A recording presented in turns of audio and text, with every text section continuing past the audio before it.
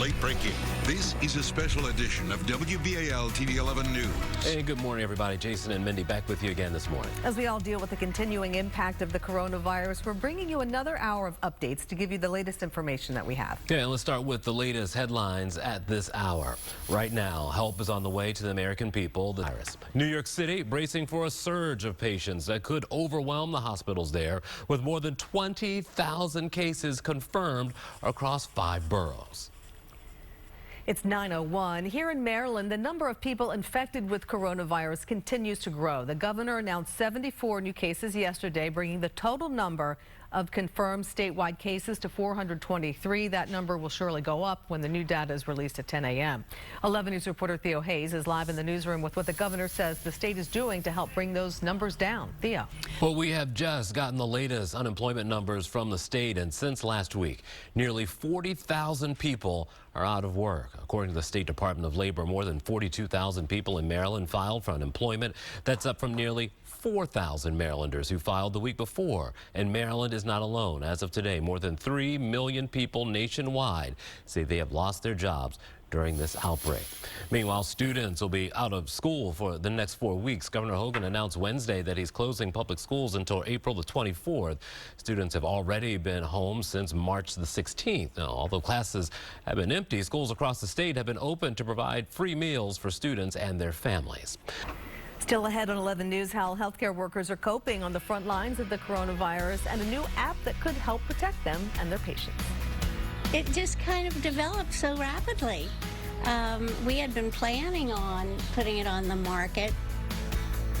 In 11 News, Megan Pringle shows us the challenges of buying and selling homes during this unprecedented time.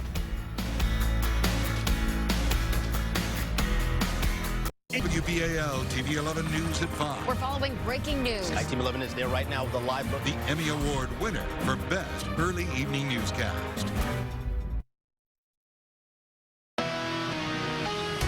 Now, your WBAL-TV 11 weather forecast with meteorologist Ava Marie.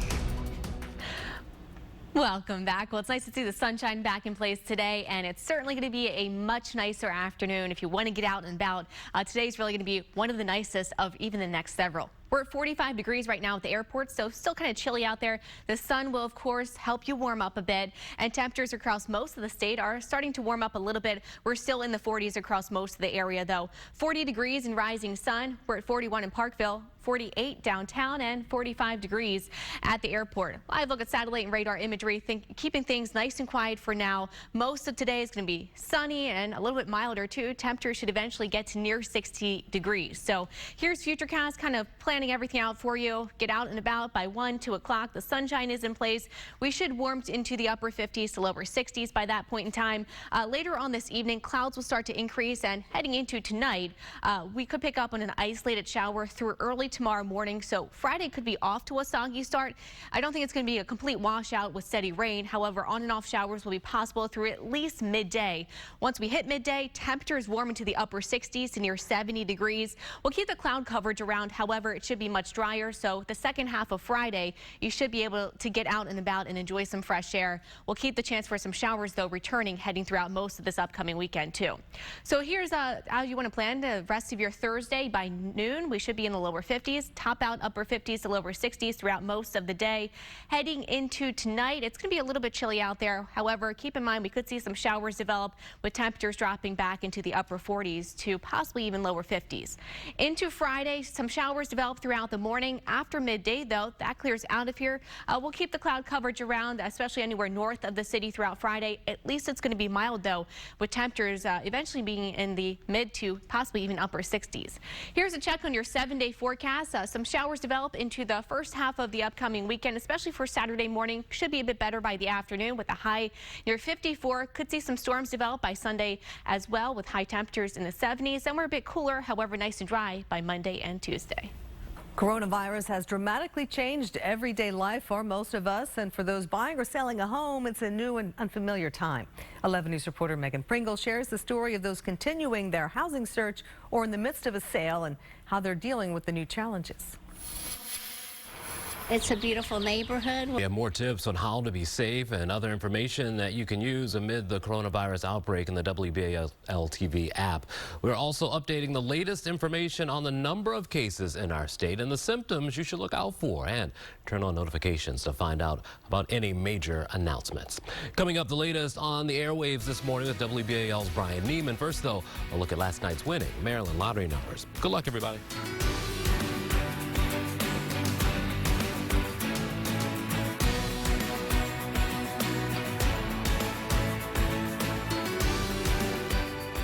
Coronavirus warning.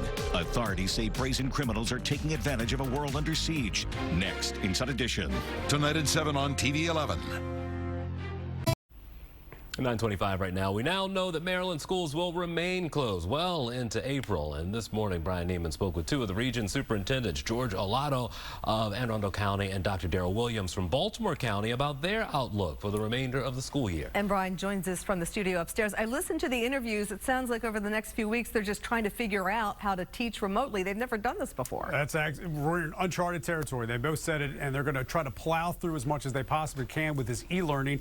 And they admitted it wasn't going to be easy. Arlotto in Anne Arundel County told me, look, we want to do this. We want to get up as fast as possible, but we have to even teach the teachers in order to get them up to speed on these things. And it's not going to be your basic 9 to 4 classroom style. I mentioned the fact that some of the teachers, they have kids at home. They might not be able to do a lesson at 11 o'clock. So it may be a la carte in that fashion. Dr. Darrell Williams mentioned the fact that some grades are going to be easier than others. You may be able to get a grade in math, but to get a grade in, say, music or art, that's going to be difficult. There's no doubt about that. But he said he's going to try as much as they possibly can not to hold kids back, meaning it does sound like if you're in 10th grade, you're going to get to the 11th grade one way or the other. Yeah, and Brian, if I'm a kid, the two things I'm also wondering about: graduation and prom. Did either of them talk about that? They did. They both talked about this. And Arlotto, interestingly enough, he has in his family, his daughter is a senior right now, so it's very important for him. He said he is not canceling anything right now when it comes to graduation or proms. He wants to hold them. He wants to have at least something for these graduating seniors. The question is going to be how they can do it. And it really is all going to be, you know, dependent on what the situation is going to be in June. If the restrictions from 10 people, a gathering of 10 people, increases to, say, 50 people, or even better, 250 people, that's going to make it a lot easier to have the graduation ceremonies. In Baltimore County, they said the biggest problem they have right now, where they fear, is the places that they have the graduations planned for. Some of them are colleges and universities, and it's going to be whether or not they can get those venues.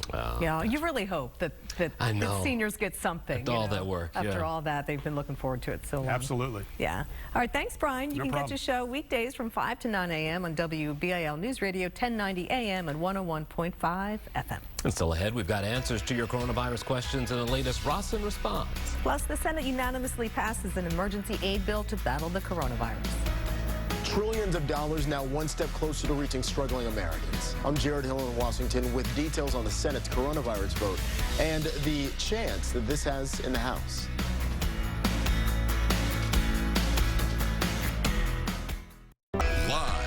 Local, late breaking.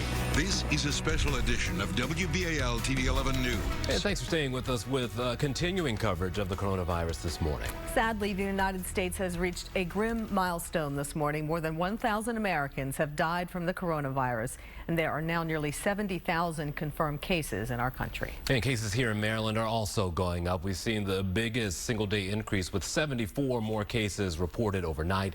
There are now 423 confirmed cases in Maryland. Some good news, though. 17 people have recovered so far. And this week, another 40,000 Marylanders filed for unemployment. According to the state's Department of Labor, that's up from nearly 4,000 Marylanders who filed just the week before. And overnight, the Senate unanimously passed a historic aid package to keep the country afloat during this coronavirus outbreak. 11 News reporter Jared Hill has the latest from our Washington bureau. The nays are 0. After a late-night vote, not a single senator voted against this $2 trillion rescue bill. This morning, help for struggling Americans is one step closer. Our people need help. They were crying out to us to help. What's been described as the largest emergency aid package in the nation's history. The Senate's coronavirus response bill includes direct payments to most Americans, bolstered unemployment benefits, which for the first time include gig workers like rideshare drivers.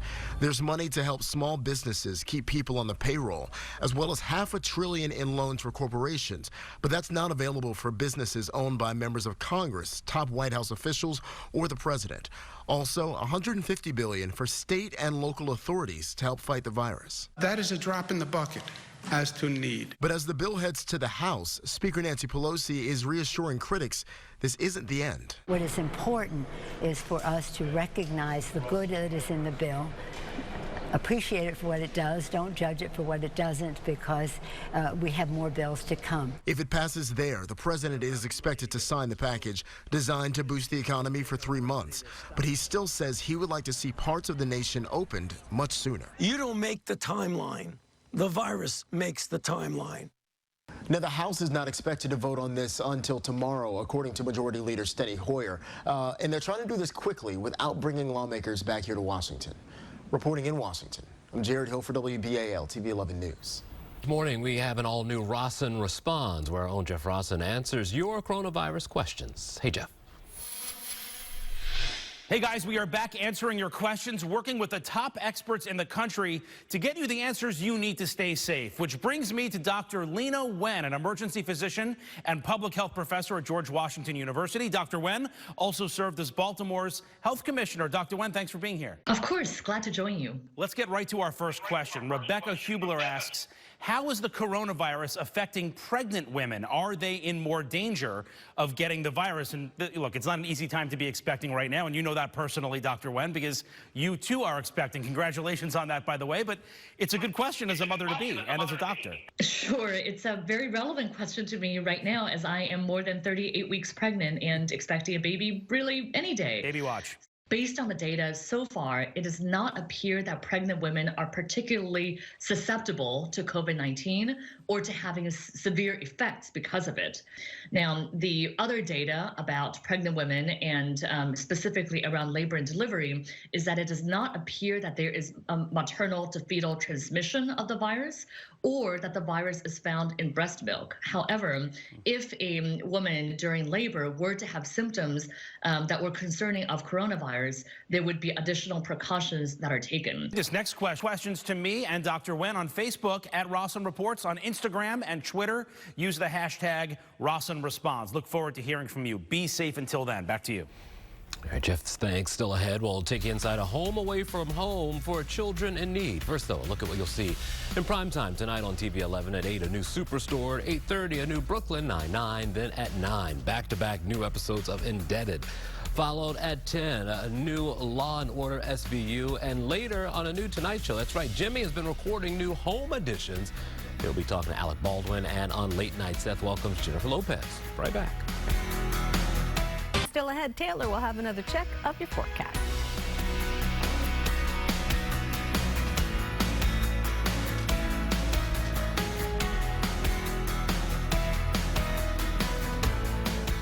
The two most important things you need in the morning, the now and the next. 11 News traffic reporter Lacey Griffith shows you the now. 2 crashes are causing major delays. Meteorologist Ava Marie forecasts the next. Here's what you can expect throughout the week. Weekday morning starting at 4:30 on 11 News Today. Baltimore Symphony Orchestra is also moving things during the coronavirus pandemic. They're now launching BSO Offstage. The new program will include at-home recitals by BSO musicians, podcasts, Facebook Live performances, and educational activities, including online master classes and introductory videos for kids about certain instruments. Everything can be found at bsomusic.org/offstage and through BSO social media platforms. Well, the entire sports world is sitting on the sidelines right now because of the coronavirus. Well, today was supposed to be opening day for the O's, and the NFL is bracing for changes that could be coming for the league. 11 sports director and voice of the Baltimore Ravens, Jerry Sandusky, spoke with Ravens head coach John Harbaugh yesterday about the virus's impact. I was driving back from the office. I had to go get something, and it was raining, but our recycling cans were brought in. One of our neighbors brought our recycling cans in. Man, that guy's a hero to me, you know? I mean, I really appreciated it.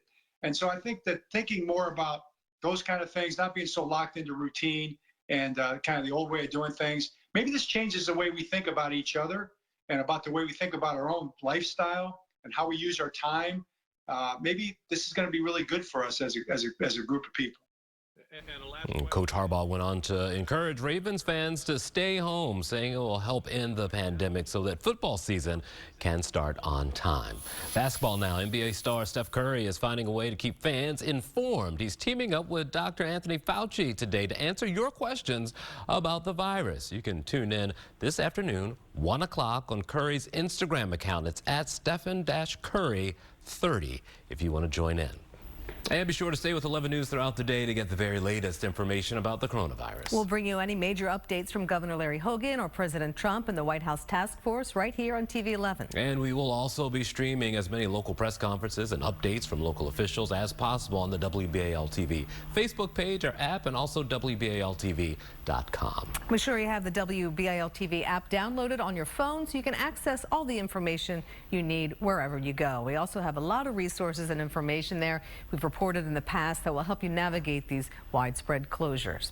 Turn on notifications to get breaking news updates sent right to your phone. And that is all for us here right now. Theo Hayes will join you again at noon with another update. Have a great day.